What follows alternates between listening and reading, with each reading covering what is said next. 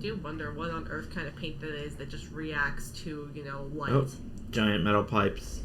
Oh. Alright, brace for impact, everybody. And I mean that quite literally. Not just because there's a train overhead. I have to admit that it's pretty good red herring. Cat scare. Or was pursuing me was growing stronger, and it was taking over everything in its path. yeah, really. Oh, okay, that one was a little less scary. Oh.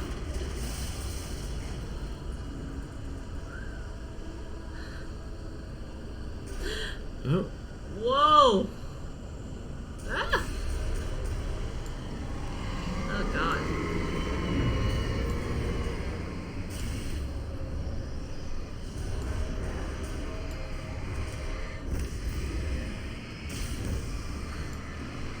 It's not just possessing the pipe, it's possessing metal beams and just... Woo! So bright I couldn't look at it. Ah! Oh, ow. Being attacked by a pile of metal. Send help!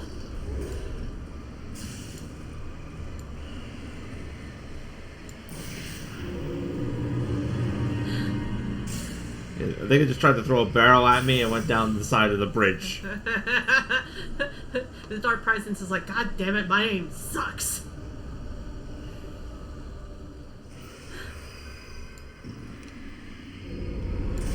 Ah! Whoa!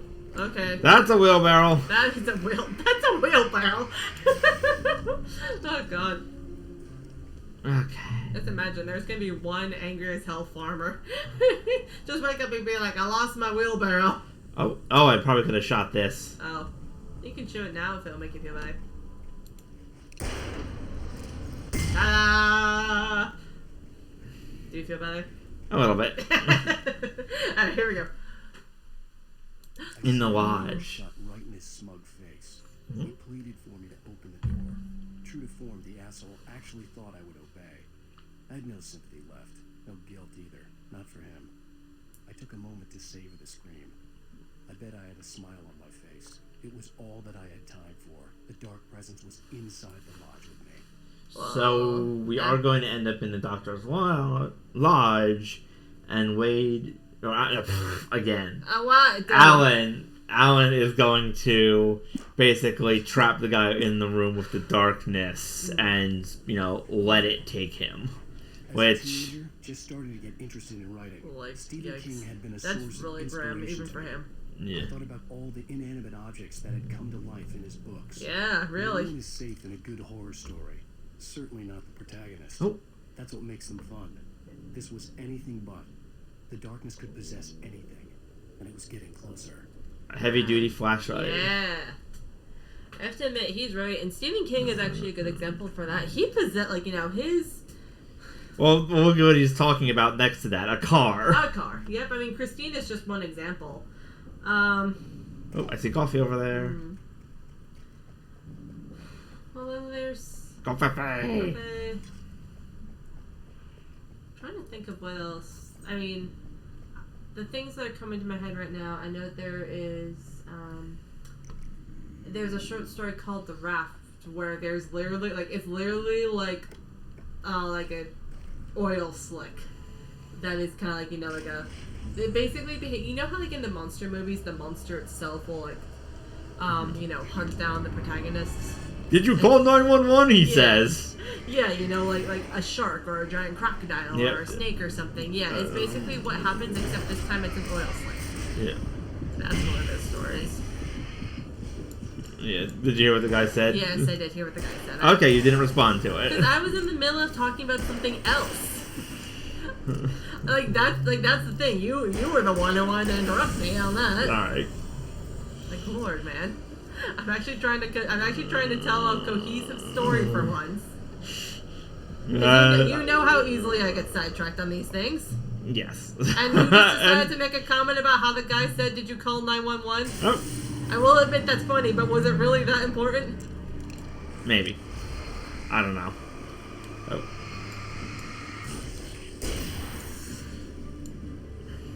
Nope. And now in my sidetrack about my rant, I forgot the other example that I was going to think of. Sorry.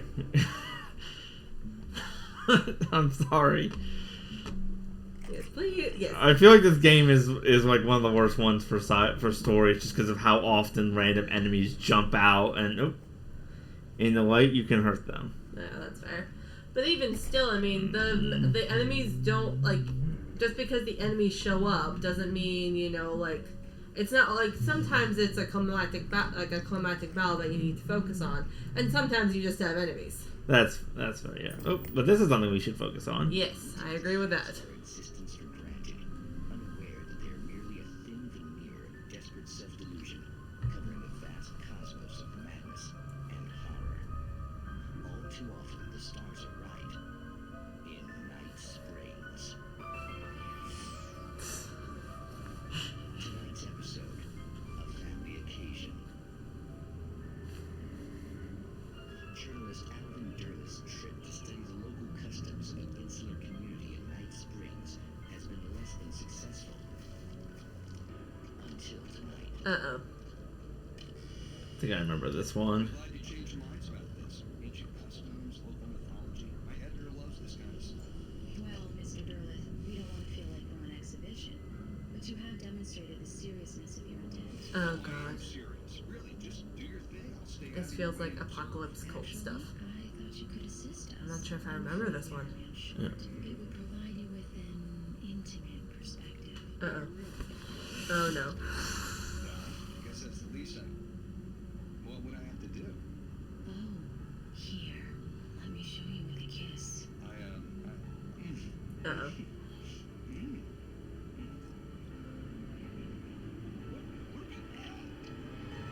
Oh, yep. Oh, no. Oh, Mr. Durlith, you are well pleased, Nixie Perka, the dweller in flesh. Your body shall host 1,000 young, and all shall be glory. Oh, God, it's like alien. Yeah. Be calm. Alan does not seem very interested. Yeah. Harsh lesson. If you go looking for mythology, it may come looking for you. And such quests always bear fruit. Night Springs.